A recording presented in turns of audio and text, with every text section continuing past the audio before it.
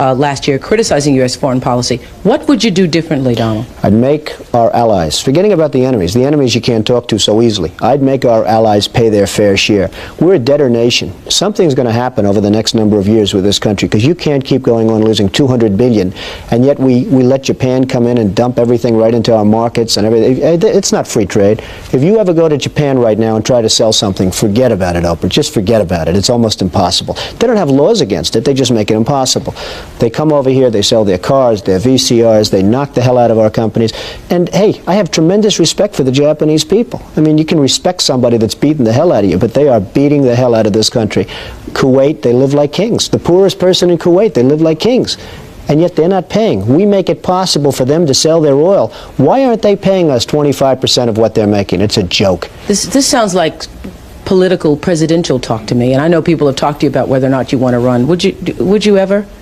Probably not, but I do get tired of seeing the country ripped off. Why would you not? I just don't think I really have the inclination to do it. I love what I'm doing. I really like it. Also, it doesn't pay as well. No, it doesn't. But, you know, I just probably wouldn't do it, Oprah. I probably wouldn't, but I do get tired of seeing what's happening with this country. And if it got so bad, I would never want to rule it out totally, because I really am tired of seeing what's happening with this country, how we're really making other people live like kings, and we're not. What do you think of this year's presidential race, the way it's shaping up? Well, it's going to be very interesting. I think that probably George Bush has an advantage in terms of the election. I think that probably people would say that he's got like that little edge in terms of the incumbency, et cetera, et cetera. But I think Jesse Jackson's done himself very proud. I think Michael Dukakis has done one hell of a job.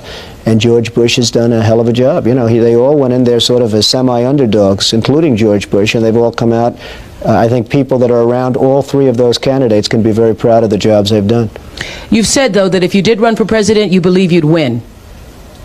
Well, I don't know. I think I'd win. I tell you what, I wouldn't go in to lose. I've never gone in to lose in my life. And if I did decide to do it, I think I'd be inclined, I would say that I would have a hell of a chance of winning, because I think people, I don't know how your audience feels, but I think people are tired of seeing the United States ripped off. And I can't promise you everything, but I can tell you one thing: this country would make one hell of a lot of money from those people that for 25 years have taken advantage. It wouldn't be the way it's been, believe me.